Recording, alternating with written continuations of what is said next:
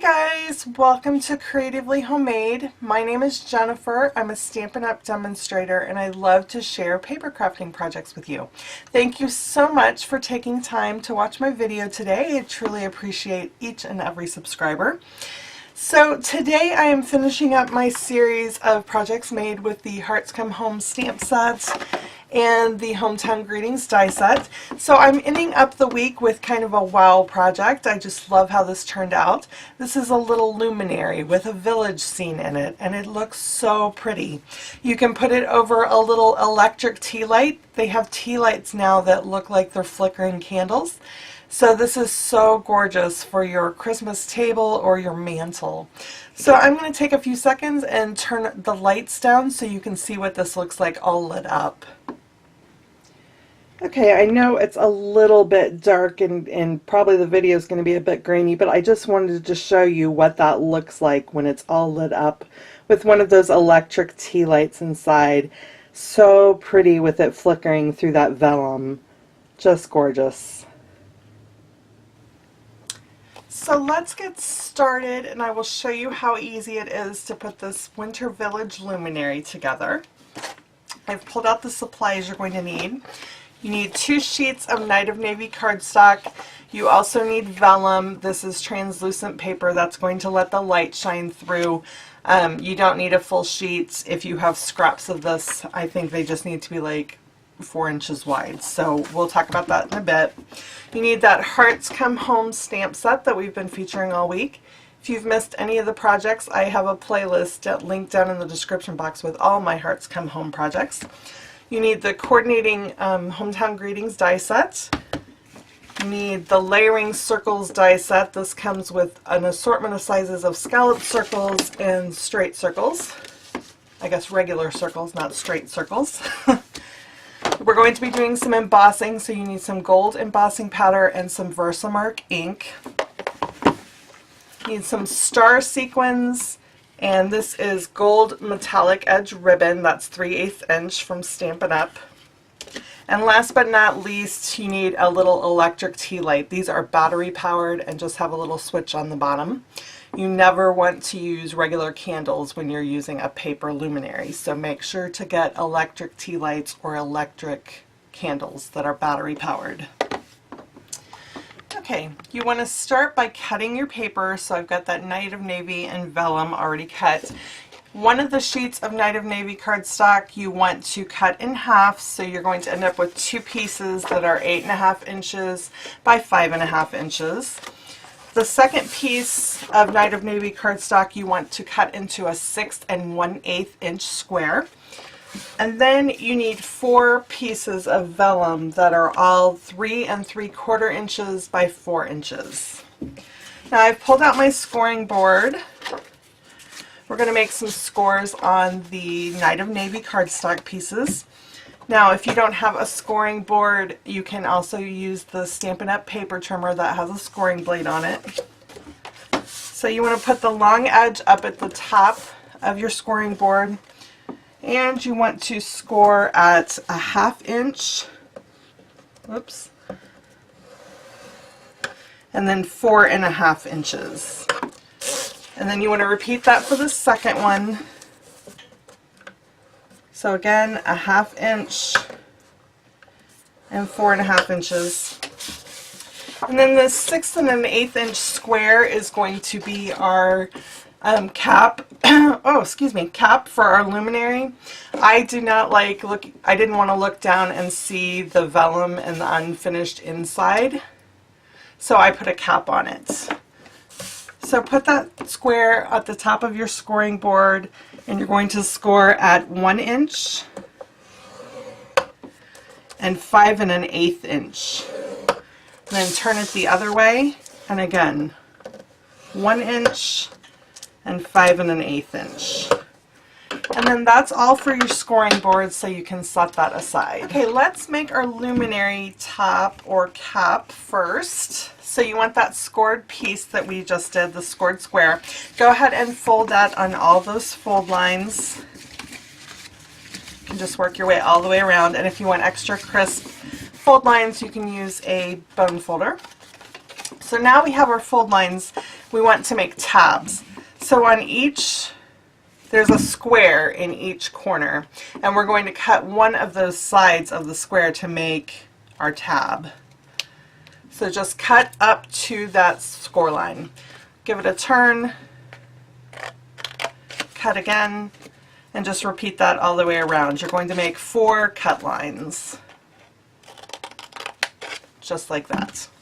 Now you want a strong adhesive on this so it doesn't come apart, so you can use tear and tape adhesive. I've got some 1/2 inch glue dots I'm going to use. Turn it over to the back side, and you're going to put adhesive in each of those corners. You could also use Tombow liquid glue if you like.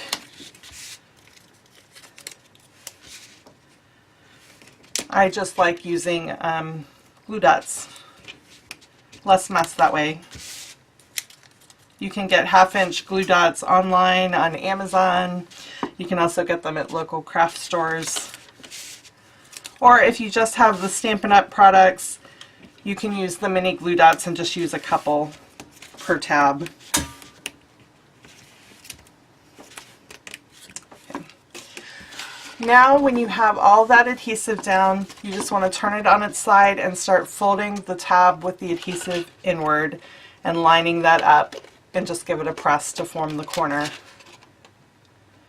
And repeat that for all 4 corners, and you'll have a nice little lid for your luminary. Okay, for the next step, you want to find the center of each of these panels. That's going to be make it much easier for you to center that circle die on it and cut out that window. So I am just going to do a little cross right at the center so I can line up that die. So there are 2 panels per sheet, and then you have a tab here on the end where we're going to add some adhesive. So working on each panel, you want to mark, so there's going to end up being 2 crosses per piece, 1 in each panel. So just line up your ruler with that score line. The panels are 4 inches across by 5.5 inches tall. So you want to mark at 2 inches and then rotate it the other way and measure 2 3/4 inches. And that will give you that cross that's right in the center. And you don't have to worry about writing on this with pen because this is going to be the area that we cut out. Okay, the next thing you want to do is pull out your die cut machine, and we're going to cut out those circle windows. This is the largest circle die in that Layering Circles die set. I've already got the other one cut. You're going to cut 2 circles per panel centered around that cross mark from earlier. So just line it up. You want to make sure there's an even space on this side up to that score line and the edge here. And then of course you want to center it top to bottom using that cross mark to help you line that up. It doesn't have to be perfect, but you want to do the best you can. Put your top plate on and run that through your die cut machine. And then you can just add the circle piece to your scrap bin. So you want to repeat that for all 4 pieces, or all 4 panels, so that you have 4 cutouts. Okay, the next thing you want to do is adhere these 2 pieces into 1 long panel. Now normally I do all my assembly at the very end of a project, but with this one, when I made my first one, I didn't do that, and I ended up with stamping that was upside down, so that didn't work very well. So fold in that end tab, and then fold the other score line for both the pieces.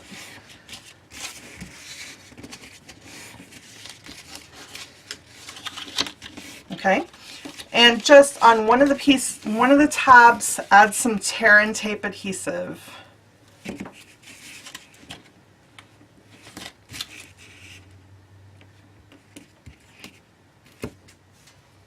Then you just need to remove the backing from that. And we're going to use that tab on the inside of the other piece.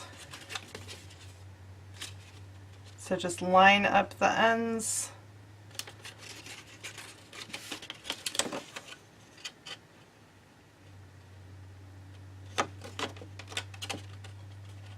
Okay. Oops. Okay, and give it a press. So you're going to have one long piece now with one tab on the end that we'll use at the very end of the project to form our luminary. But for now, you just want it into one long piece. Okay, next we're going to be doing some stamping and embossing on this long cutout piece. I'm going to be using the Hearts Come Home stamp set, and I'm going to be using this sentiment right here that says All Hearts Come Home for Christmas. So I've got that mounted on a block. We're going to emboss the stamping. So anytime you do some embossing, I recommend using an embossing buddy over where you're going to stamp. Your fingerprints and can leave oils on your paper, and that can be, the embossing powder will stick to that. So by using an embossing buddy, that ensures that you don't get stray bits of embossing powder. So I have that stamp mounted, and I've got my Versamark ink.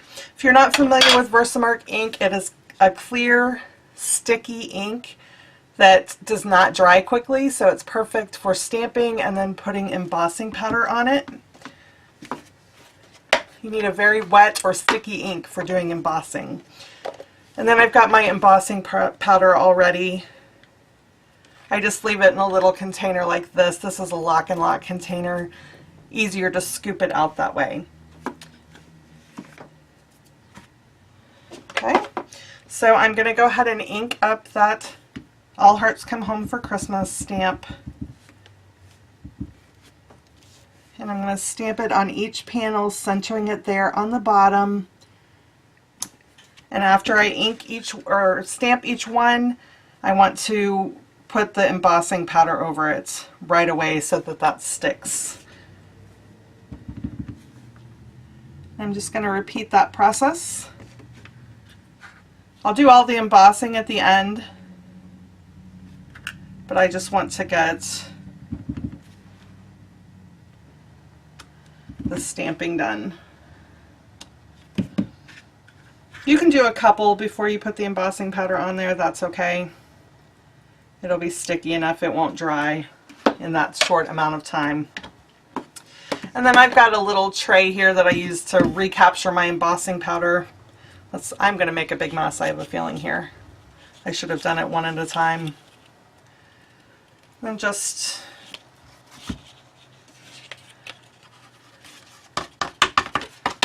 tap that embossing powder off.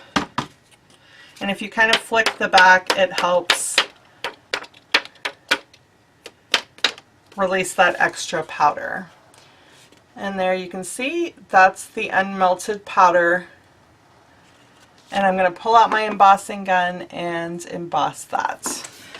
Okay, so now that you've got your embossing powder on here, you just want to run your heat embossing tool back and forth over this until the color changes. I don't know how easy this is to see on this camera, but there is one that is embossed and this one is not. When it gets heated up, it changes to a brighter color and it's going to be glossy. So you just run this back and forth. You don't want to stay in one spot because that will burn the paper. Also, you want something down to protect your work surface from the heat of the heat gun. I have a silicone mat, and so just run back and forth until that color changes, and when it becomes, you'll be able to see it, and when it becomes brighter and it's all melted, then you're done with that section and you can move on. So I'm going to heat emboss this off camera. This heat gun is fairly loud, so you don't want to listen to that. So I'm just going to go ahead and do that off camera and I will be right back. Okay, so for the next step we want to pull our die cut machine back out and we want to cut our little village scenes for our luminary. So for this particular one, I want to be cutting out that house and the tree. You're going to be able to fit, you know, maybe like either a house and a tree, or the church and the house fits, or you might get two houses, but you're not going to get more than two structures. So you want to kind of center that die, behind your die cut machine and see like where it's going to line up. So like I said, for this one, I'm cutting out that little house. So I've got a scrap of Whisper White paper. I have my precision plate down on my die cut machine, and that's on the multi-use platform, and I've got a piece of cardstock in there for a little bit of a shim to help it cut better. And so you kind of want to center that, leave maybe an inch down here, and then center whatever you're cutting onto that cardstock. Run it through a couple of times. These Hometown Greetings dies are very, very detailed, so it doesn't hurt to run it back and forth a couple of times to just make sure you got a really good cut on it. And then the next thing I like to do with these detailed dies is, this is a foam pad and a die brush. So place your die and paper on that foam pad and run the die brush back and forth over it. These detailed dies have little holes in them that help the paper release.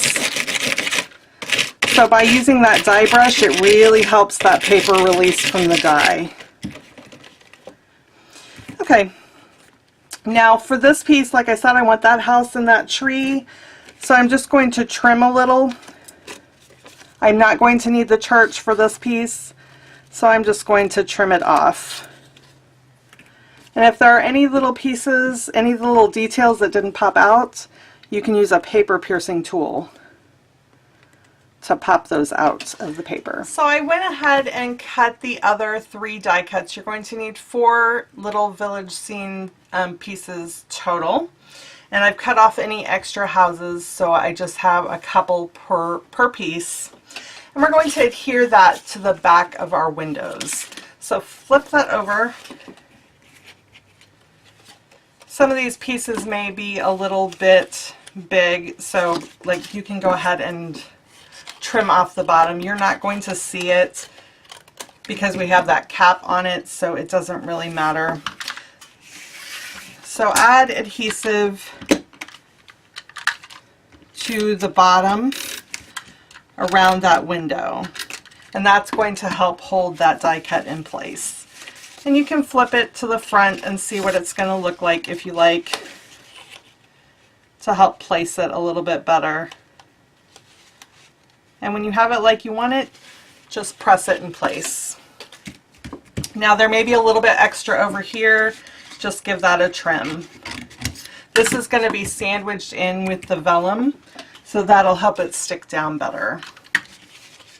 And just repeat that process for the remaining houses until you have all 4 of them in place like you want them. Okay, so I have that last one to put in place here, so I'm just again adding adhesive around the bottom of that cutout circle.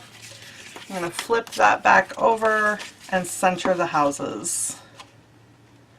I think that looks pretty good. Oh. Okay, that looks pretty straight. I'm going to flip that back over and trim off the excess. So here is what it's going to look like with all the houses in place. And now we're ready to put the vellum on the back. Okay, next we're ready to put the vellum in place. So I've got all those little rectangles that I cut out earlier. You're just going to add adhesive all the way around the back of the vellum. You want to ensure that that sticks down really well. You can also add a tiny little bit of adhesive on some of these spots on the houses, and that will help that stick to the vellum so it doesn't pop out. And then just center that vellum around your cutout window and press it to secure it. Okay, so now we have all our vellum rectangles in place. Go ahead and turn that back over. The next little touch we're going to add is some star sequins. So I'm just adding a few gold stars above each of the houses. And I'm going to put those down with mini glue dots. We actually have self-adhesive stars in the catalog currently, and those would be really good to use for this. I already had some star sequins on hand, so I'm going to use those, but definitely go for the self-adhesive ones if you don't have any, because they're much easier than trying to put glue dots on the back of these. And I'm just going to do about 2 per panel. Okay, so now I have all my little star sequins in place, and we are ready to finish putting this together. So I've pulled out my tear and tape adhesive, and I'm going to run that along this end tab here. Kind of fold that up a little bit so I can work with it.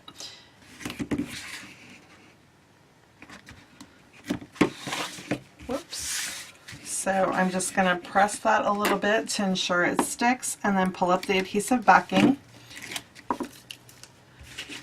And then fold your luminary in place and fold that tab to the last panel, lining up the ends. And then when you have it in place, press it to seal it. So there is your luminary. Now we're going to pull that cap back out, or the lid, and we're going to decorate it a little bit. So I have my gold 3/8 inch gold rimmed ribbon, and I'm just going to put that in place all the way around the lid and hold it in place with some glue dots.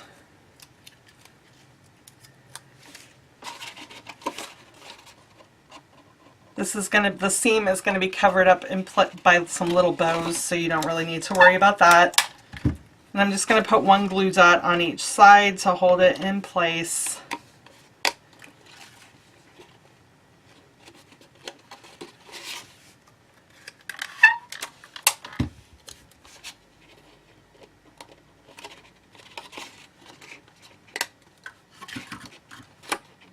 I just want to ensure that the ribbon is centered on all the sides, so that's why I'm using the glue dot, the glue dots.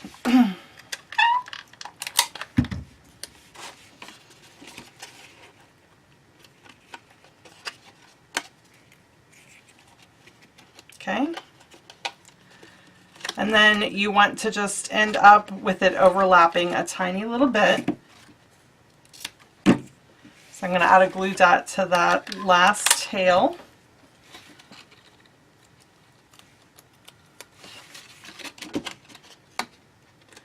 And overlap. Now I want to finish this up with some little bows, so I've tied 4 little bows from the same ribbon, and I'm going to use glue dots to hold those down as well. And just put 1 on the center of each of the sides. I tied them off screen to save a little bit of time.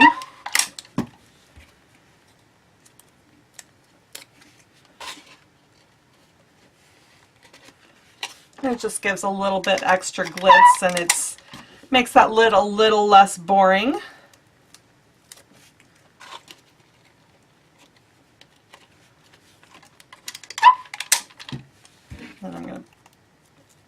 And there's the last one.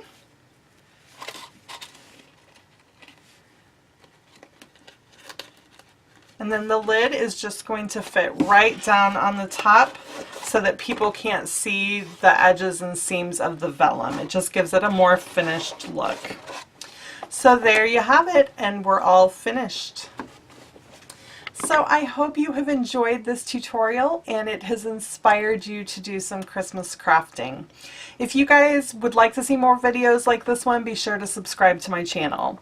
Now, if you need any of the supplies that I featured in this video, including that Hearts Come Home stamp set or the Hometown Greetings die set, I have links down in the description box below where you can purchase those directly from my online Stampin' Up store. If you're in the United States and you don't already have a demonstrator, I welcome the chance to earn your business. And as a reminder, during the month of November, you can get a free gift from me if you place a $50 or more order and use the current host code. I am giving away the cute little swirls and curls embossing folder during the month of November. So be sure to check out the description box below this video for that host code and all the details. So that's all I have for you guys today. If you guys want alerts when I post a new video, be sure to hit that little bell button down below the video. And until next time, happy crafting.